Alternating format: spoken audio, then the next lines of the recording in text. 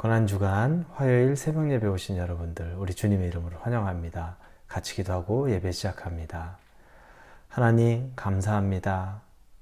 이 고난주간에 화요일 아침 새벽에 이 예배를 드리게 하시니 감사합니다.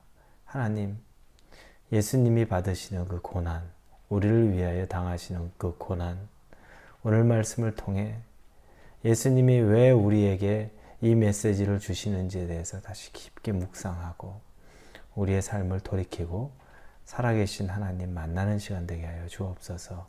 예수님 이름으로 기도합니다. 아멘. 오늘 말씀은 마가복음입니다. 13장 28절에서 37절까지의 말씀입니다. 마가복음 13장 28절에서 37절입니다. 마가복음 13장 28절부터 우리 37절까지 같이 읽겠습니다. 무화과 나무의 비유를 배우라. 그 가지가 연하여지고 잎사귀를 내면 여름이 가까운 줄 아나니 이와 같이 너희가 이런 일이 일어날 것을 보거든 인자가 가까이 곧 문 앞에 이른 줄 알라. 내가 진실로 너에게 말하노니 이 세대가 지나가기 전에 이 일이 다 일어나리라. 천지는 없어지겠으나 내 말은 없어지지 아니하리라. 그러나 그날과 그때는 아무도 모르나니 하늘에 있는 천사들도 아들도 모르고 아버지만 아시느니라. 주의하라. 깨어있으라. 그때가 언제인지 알지 못하리라. 가령 사람이 집을 떠나 타국에 갈 때 그 종들에게 권한을 주어 각각 사물을 맡기며 문지기에게 깨어있으라 명함과 같으니 그러므로 깨어있으라. 집주인이 언제 올지 혹 저물 때인지 밤중일는지 다굴때일는지 새벽일는지 너희가 알지 못함이라. 그가 호련히 와서 너희가 자는 것을 보지 않도록 하라.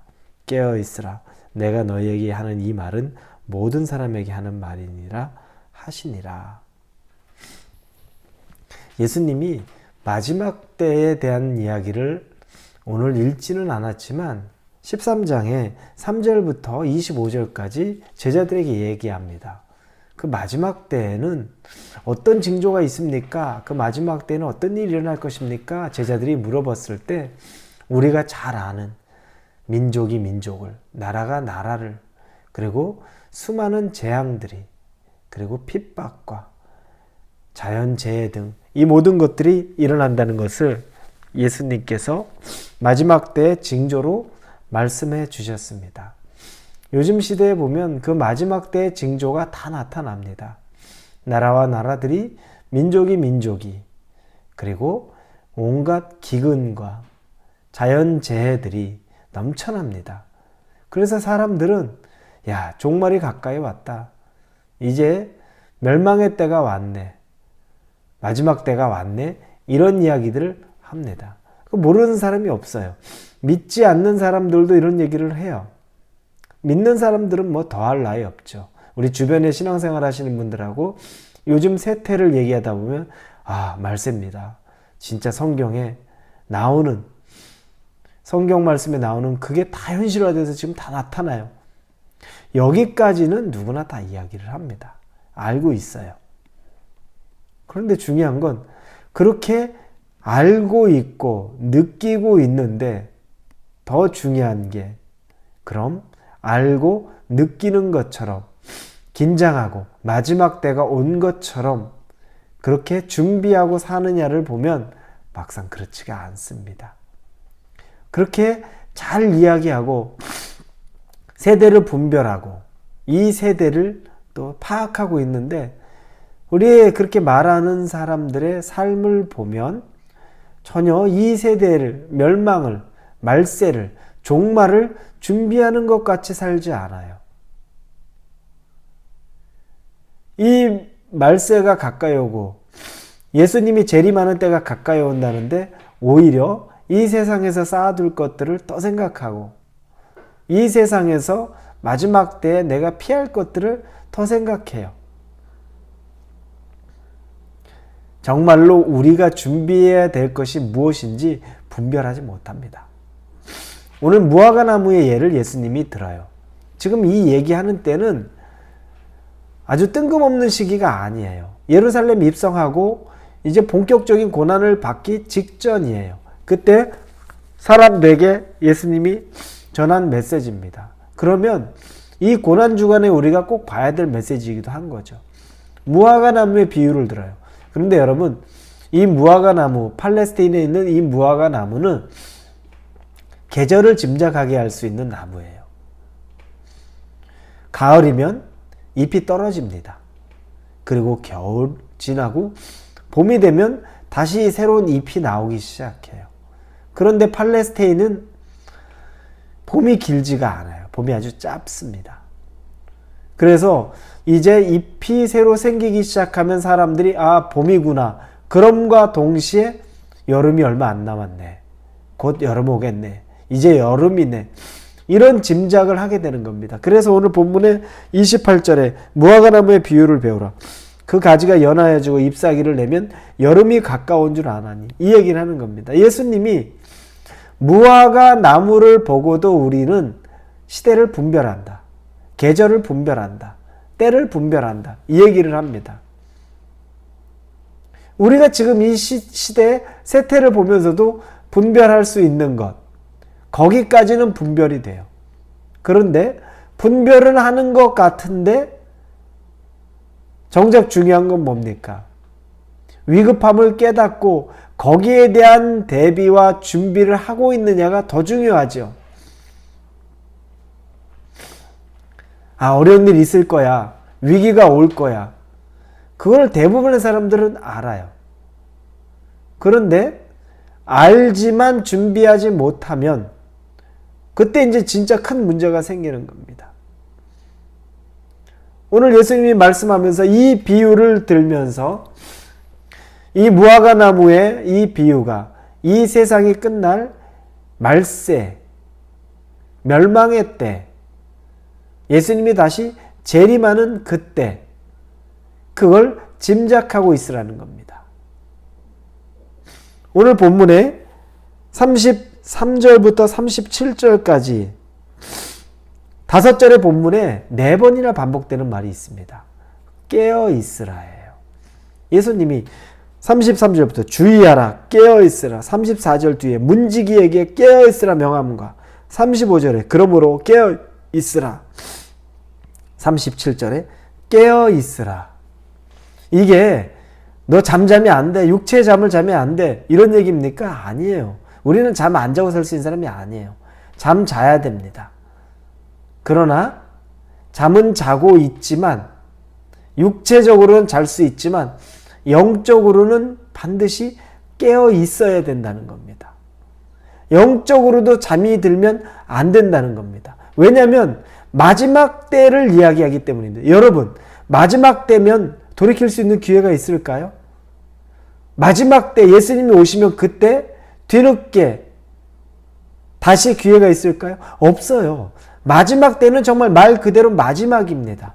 더 이상 기회가 없는 거예요. 이 마지막 때라는 의미는 지금 준비하지 않으면 나중에는 기회가 없어요. 그런데 우리는 어떤 생각하죠? 오늘 못하면 내일부터 잘하면 되지.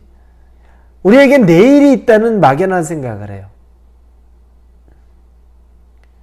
모든 사람이 내일이 있고 모레가 있고 앞으로 시간이 더 있고 아직 젊은데, 그런데 예상치 못하는 일들이 얼마나 많이 일어납니까? 내일이 없는 사람들이 얼마나 많습니까? 내일을 보지 못하고 이 세상을 끝내는 사람이 얼마나 많이 있습니까? 내일을 막연하게 우리는 생각하고 항상 있을 내일을 생각해서 오늘을 그냥 흘려보냅니다. 이게 영적으로 깨어있지 못한 사람의 증상이에요. 항상 내일입니다. 항상 다음입니다. 다음이 없고 내일이 없다고 생각할 정도로 오늘을 살아가는 사람이 영적으로 깨어있는 사람입니다. 우리 주님은 우리에게 그렇게 깨어있으라고 말합니다. 내일은 없어. 오늘이야, 오늘. 지금 깨어있어야 돼. 그 얘기를 우리에게 말씀하고 있습니다. 다시 오실 날을 우리는 몰라요. 그 마지막 때를, 그 때와 시는 천사도 우리는 당연히 모르고 천사도 모릅니다. 심지어 아들이신 예수님도 모른다고 얘기합니다. 오직 아버지만 아신다고 얘기해요. 이게 힌트예요. 그런데 우리는 얼마나 많이 그때를 짐작하려고 합니까? 숫자 놀이를 그렇게 많이 해요. 요한계시록에 있는 숫자들과 여러 조합들을 해서 2000년이 되면 휴거, 2020년 또 휴거. 그래서 사람들이 현혹하고, 또 숫자 놀이에 보면 야, 이게 그럴듯하다 해서 사람들이 또 거기에 넘어가요. 얼마나 비성경적입니까? 성경에서 단언코 얘기하잖아요. 32절에 그러나 그날과 그때는 아무도 모르나니 하늘에 있는 천사들도 아들도 모르고 아버지만 아시느니라. 하늘에 있는데도 몰라요. 아들도 몰라요. 그러면 심플하게 이 말씀을 받아들이면 그때는 아무도 몰라요. 단지 예수님이 초점을 맞추는 건 깨어 있기만 하면 된다는 거예요. 중요한 건 깨어 있기만 하면 되는데 깨어 있지 않는 것이 두려울 만한 일이라는 겁니다. 여러분, 그러면 우리에게 깨어 있어야 될 부분들이 어떤 부분일까요? 정신을 바짝 차리고 신앙생활해야 될 부분이 어떤 부분일까요? 예수님의 사람이라는 교재를 가지고 지금 남자 반 또 여자 반 여러 제자훈련을 진행하고 있습니다. 그 반들을 계속하면서 시간이 지나면서 그 제자훈련 과정에 열심히 몰입하고 최선을 다하시는 분들이 하는 고백이 뭐냐면, 제가 지금까지 알고 있던 거랑 너무 많이 다르고 있어요. 저는 그냥 막연하게 이게 회개는 이런 거다 생각했는데 제가 알고 있는 회개의 정도는 그 정도가 아니었어요. 저는 기도는 이렇게 하면 된다고 생각했는데 제가 알고 있었던 기도와 의미가 그 정도가 아닌 것을 뒤늦게 알게 됐다고 말합니다. 소망을 갖는 것, 내가 죄인이라는 것, 사랑해야 된다는 것, 이런 모든 것들이 내가 알고 있는 수준에서보다 훨씬 더 깊고 중요하고 또 내가 알지 못하고 깨닫지 못했던 것이 너무 많다는 고백을 동일하게 합니다. 그런데 반대로 우리가 정신을 차리고 집중해서 이 제자훈련 과정이라는 것, 성경 공부를 통해서 조금만 집중해도 그런 지혜가 우리에게 열립니다. 하나님이 보여주시기를 원하시기 때문이에요. 그런데 우리가 그만큼 집중하지 않아요. 깨어있지 않은 겁니다. 여러분이 지금 깨어있지 않은 영역이 어떤 것입니까? 혹시 기도에 깨어있지 않습니까? 예수님이 겟세마나에서 땀방울이 핏방울이 되도록 간절히 기도하고 있는 그 시간에 졸고 있었던 제자, 혹시 지금 여러분이 그러고 있는 것은 아닙니까? 깨어서 기도해야 되는 때, 무화과 나무 잎이 변해가는 것이 눈으로 보이고 있는데, 그 잎사귀가 떨어져서 추운 겨울이 다가오고 있는 것이 보이는데 깨어서 기도하지 않고 있는 것은 아닙니까? 영적으로 기도에 눈이 열려서 기도가 깨어있기를 바랍니다. 혹시 말씀에 여러분이 깨어있지 않은 것은 아닙니까? 활자로, 눈으로 몇 장을 읽었다는 것으로 스르륵 읽어가는 것, 그리고 그렇게 읽는 것만으로 다행이고 말씀 안 본 지 언젠지 모르겠습니다라고 말할 정도로 말씀이 전혀 나랑 상관없는 것처럼 있었던 것은 아닙니까? 하나님은 말씀으로 계속 우리에게 정말 이야기하고 싶으신데 내가 깨어있지 않아서 말씀을 받지 못하는 것은 아닙니까?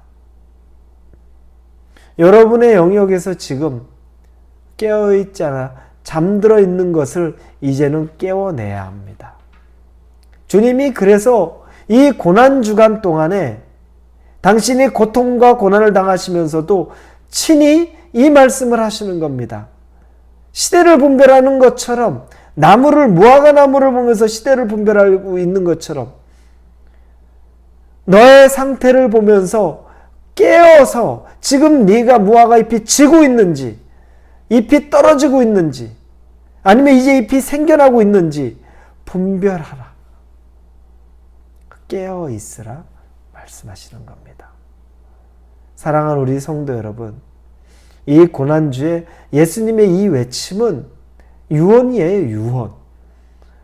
당신이 이 땅을 떠나기 전에 우리에게 남기는 마지막 엑기스와 같은 유언들입니다. 저와 여러분에게 하는 유언이에요. 깨어 있으라. 기도로 깨어 있어서 분별하고, 이 시기가 말세다, 종말의 때가 가까웠다고 말은 하지만 이걸 분별하지 못하고, 이 시대를 놓고 기도하지 못하고, 이 시대를 놓고서 애통하지 못하고 있는 것들, 깨어 있으라. 이 말씀을 붙잡고 오늘 예수 그리스도의 그 고통의 마음속에 우리가 동참하면서 우리의 영이 깨어 하나님 앞에 기도하고 말씀 앞에 설 수 있기를 주님의 이름으로 축원합니다. 기도합니다. 하나님, 예수님이 우리에게 남겨주신 말씀 깨어 있으라 4번이나 5절의 말씀에서 반복합니다. 얼마나 중요하기에 우리에게 이렇습니까? 이 세대를 보면서 종말이 가까웠다고 말하지만 깨어있지 않아서, 우리 눈이 감겨 있어서, 영적으로 잠들어 있어서 대충 보고서 종말이다라고 하지만 준비하지 못하는 삶을 살고 있습니다. 우리가 내일이 없는 것처럼 오늘을 살아가게 해 주옵소서. 오늘 하루가 내게 있는 마지막 날인 것처럼 치열하게 깨어서 주님 맞을 마음으로 준비하며 최선을 다해 살아가게 하여 주옵소서. 예수님의 이름으로 기도합니다. 아멘.